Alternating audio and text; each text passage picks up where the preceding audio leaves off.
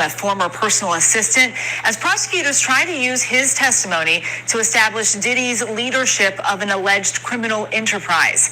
Coming up, what he said about an alleged incident involving Combs and rival Suge Knight at a diner that made him feel like his life was in danger. Plus, Don Richard's attorney Lisa Bloom joins us after her client's big day in court. But first, let's start in Lower Manhattan, outside the federal courthouse. ABC News chief investigative correspondent Aaron Kotursky back there again today. Aaron, you were once again there in court.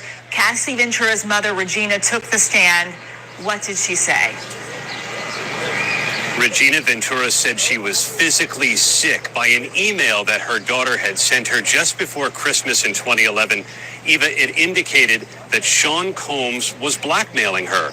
Regina Ventura said this email, and the jury saw it, read that he was going to release 2 explicit tapes because Combs had found out she was dating Kid Cudi, and also threatened to harm both Cassie Ventura and Kid Cudi. And she said she became scared for her daughter's safety and agreed to send Combs $20,000 that he had apparently demanded to recoup some of the money that he had spent on Cassie. She said she took out a home equity loan to come up with the money and wired it according to instructions sent by Combs's bookkeeper.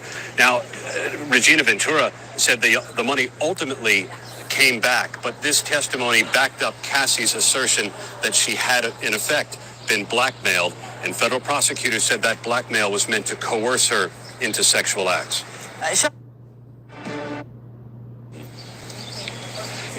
There's something so voyeuristic about this entire trial, this lurid look into the private and often violent sex life of Sean Combs and Cassie Ventura so far.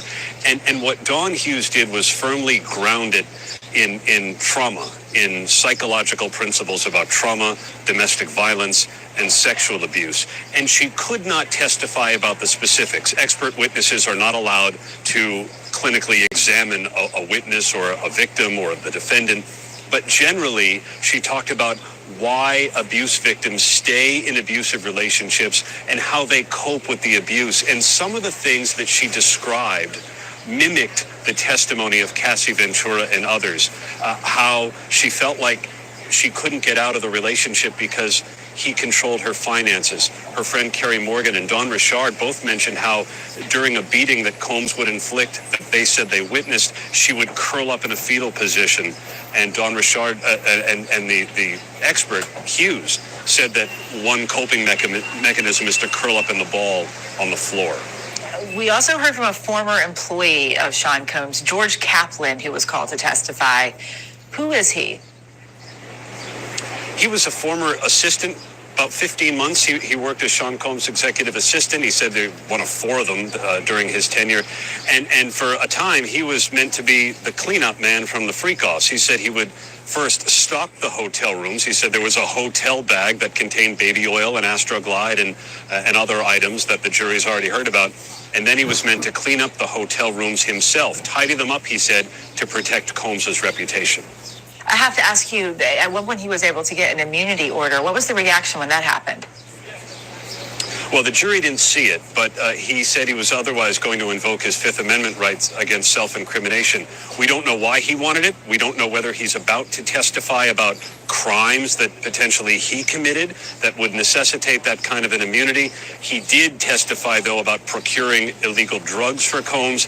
He said he would give cash that Combs gave him and then bring Combs the bag of drugs, including one that contained MDMA. Aaron Kotursky there at the courthouse. Thank you so much. Let's dig into all of this. We've got our ABC News legal contributor, Brian Buckmeyer, with us.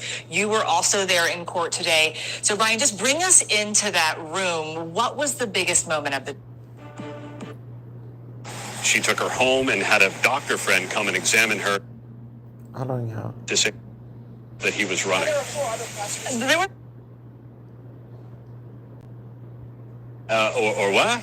And at one point he let out a big yawn when he's talking about things that, have been talked about in the entertainment world for more than a decade. This car fire that Kid Cudi endured in 2012. But it's significant now, Eva, as federal prosecutors try to convince the jury that Sean Combs used arson as part of the criminal enterprise that he was running. There was a whole scuttlebutt about if he could talk about what happened